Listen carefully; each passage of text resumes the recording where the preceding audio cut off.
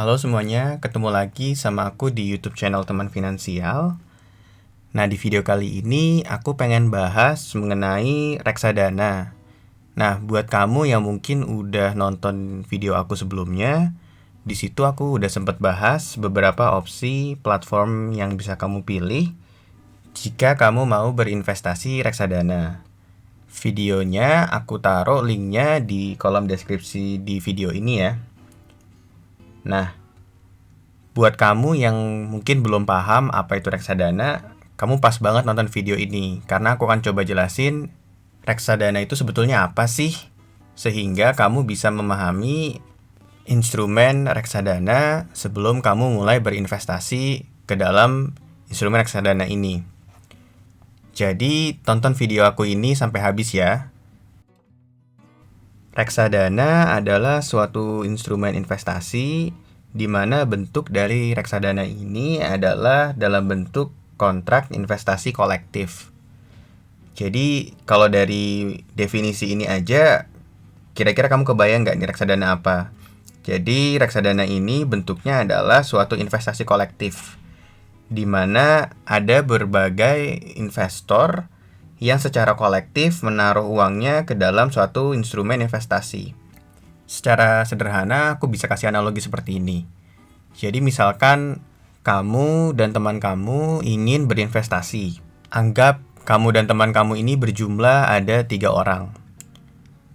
Nah, kamu bertiga memiliki sejumlah uang yang ingin kamu investasikan. Akan tetapi, kamu bertiga tidak tahu gimana cara berinvestasi yang baik dan benar. Lalu muncullah teman kamu yang lain, sebut saja Budi. Dia paham mengenai cara menginvestasikan uang tersebut. Lalu kamu bertiga dan Budi membuat suatu kontrak di mana kalian bertiga akan memberikan uang yang kalian miliki untuk dikelola dan diinvestasikan oleh Budi. Analogi tadi itu sama persis dengan cara kerja dari reksadana. Tapi di reksadana ada beberapa pihak yang ikut terlibat dalam prosesnya. Akan aku coba sebutkan dan jelaskan siapa aja pihak-pihak yang terlibat dalam investasi reksadana. Yang pertama adalah tentu investor itu sendiri, di mana investor ini jumlahnya akan banyak dan fungsinya adalah mereka menaruh uang yang dimiliki untuk kemudian diinvestasikan. Pihak kedua yang terlibat adalah manajer investasi. Manajer investasi ini adalah pihak yang mengelola dan menentukan instrumen investasi apa saja yang akan dibelikan dari uang yang diinvestasikan oleh investor tadi. Nah, pihak ketiga yang terlibat dalam instrumen reksadana adalah bank kustodian. Jadi, dana investor yang tadi disetorkan itu tidak langsung disetorkan ke dalam rekening yang dimiliki oleh manajer investasi. Akan tetapi, rekeningnya sendiri akan disimpan oleh sebuah bank kustodian yang telah bekerja sama dengan manajer investasi tadi. Rekening ini terpisah aksesnya, di mana manajer investasi nggak bisa mengambil secara langsung uang tersebut, kecuali hanya untuk kebutuhan investasi yang akan dilakukan oleh manajer investasi. Bank kustodian sendiri juga akan mencatat semua transaksi yang dilakukan oleh manajer investasi maupun oleh investor pada reksadana. Nah, setelah kamu paham aktor yang terlibat dalam instrumen reksadana, aku mau coba jelasin secara ringkas dan sederhana gimana sih proses dari instrumen reksadana ini gitu. Jadi yang pertama adalah seorang manajer investasi akan menawarkan suatu produk reksadana, di mana produk reksadana ini biasanya ditawarkan dalam satuan unit reksadana. Kemudian produk yang ditawarkan oleh manajer investasi ini akan dilihat dan dievaluasi oleh berbagai investor. Salah satunya kemungkinan kamu juga yang bakal mengevaluasi produk reksadana ini. Kemudian investor yang sudah menilai produk reksadana yang ditawarkan oleh manajer investasi dan yakin untuk membelinya akan melakukan pembelian unit reksadana. Nah, uang yang dibelikan oleh investor tersebut akan disimpan ke dalam rekening bank kustodian atas nama dari reksadana itu sendiri. Nah, dana yang terkumpul di dalam rekening bank kustodian tadi kemudian dapat dikelola dan diinvestasikan oleh manajer investasi ke dalam berbagai instrumen investasi. Instrumen investasi apa aja yang nanti bisa dipilih oleh manajer investasi, aku akan jelaskan di bagian berikutnya dari video ini ya. Nah, setiap instrumen investasi memiliki pergerakan harganya masing-masing. Ada yang dia bergerak naik konstan, ada yang dia naik turun, dan itu akan mempengaruhi dari nilai per unit dari reksadana yang kamu miliki.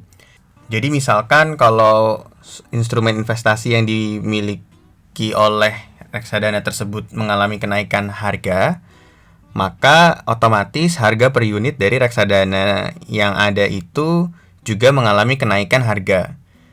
Begitu pula sebaliknya. Kalau misalkan instrumen investasi tadi mengalami penurunan, maka harga dari reksadananya juga akan ikut turun juga. Nah, ini yang nanti mungkin aku akan banyak bahas di video-video lainnya. Di bagian terakhir dari video ini, aku mau jelasin jenis-jenis dari reksadana didasarkan kepada jenis instrumen investasi yang diinvestasikan oleh reksadana tersebut. Yang pertama adalah reksadana pasar uang. Reksadana pasar uang ini adalah jenis reksadana di mana instrumen investasi yang diinvestasikan 100% akan masuk ke dalam instrumen pasar uang. Buat teman-teman yang belum tahu pasar uang itu apa, aku akan coba jelasin secara ringkas di video ini. Jadi, pasar uang itu sendiri adalah suatu pasar di mana diperjualbelikan instrumen yang biasanya dikeluarkan oleh bank, baik itu berupa deposito ataupun misalkan ada surat berharga Bank Indonesia dan jenis-jenis lainnya. Selain itu, pasar uang sendiri untuk reksadana itu bisa juga berarti reksadananya berinvestasi di obligasi dengan tenor yang sangat pendek, biasanya maksimal 1 tahun saja. Jenis reksadana kedua adalah reksadana pendapatan tetap. Reksadana pendapatan tetap adalah jenis reksadana di mana instrumen investasi yang diinvestasikan minimum 80% ke dalam instrumen obligasi. Nah, obligasi sendiri udah sempat kubahas di videoku yang sebelumnya. Aku juga akan naruh link dari video tersebut di deskripsi video ini ya. Nah, buat teman-teman yang belum tahu apa itu obligasi, aku jelasin secara singkat di video ini. Jadi obligasi itu sendiri adalah sebuah instrumen investasi dengan bentuk surat utang, di mana pemilik surat utang atau obligasi ini akan mendapatkan pendapatan yang tetap setiap bulan atau setiap 6 bulan atau setiap 3 bulan tergantung dari ketetapan yang dibuat di obligasi tersebut. Reksadana selanjutnya adalah reksadana saham. Reksadana saham adalah jenis reksadana di mana dana yang ada pada reksadana tersebut diinvestasikan minimum 80% ke dalam instrumen saham.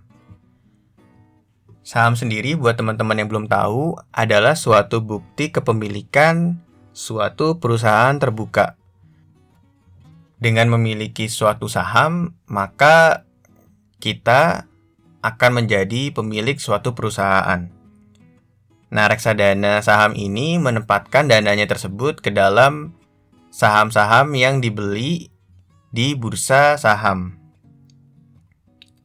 Reksadana terakhir yang mau aku sebutkan adalah reksadana campuran.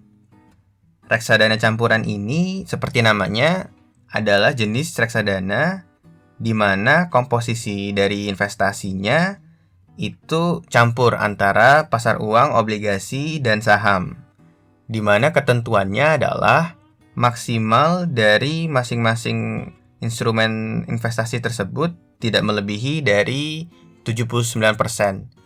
Jadi misalkan kalau ada suatu reksadana campuran, dia boleh menaruh 79% dananya di instrumen saham, kemudian 21%-nya boleh dicampur ke obligasi atau pasar uang. Begitu juga sebaliknya, bisa juga 79%-nya di obligasi dan 21% lainnya ditempatkan di saham maupun pasar uang. Terima kasih telah menonton video tentang reksadana ini. Semoga apa yang aku jelasin di sini dapat membantu kamu berkenalan dengan instrumen reksadana. Di video-video lainnya, aku akan jelasin lebih detail lagi mengenai reksadana ini. Baik itu resiko dan potensi keuntungannya. Kemudian bisa jadi aku ngebahas gimana cara memilih reksadana yang baik dan sebagainya. Jadi, supaya kamu gak ketinggalan materi video tadi, jangan lupa untuk subscribe channel Teman Finansial dengan mengklik tombol yang ada di pojok kanan bawah.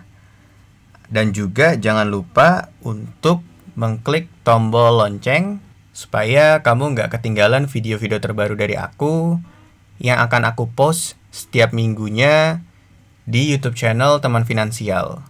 Sampai ketemu di video selanjutnya.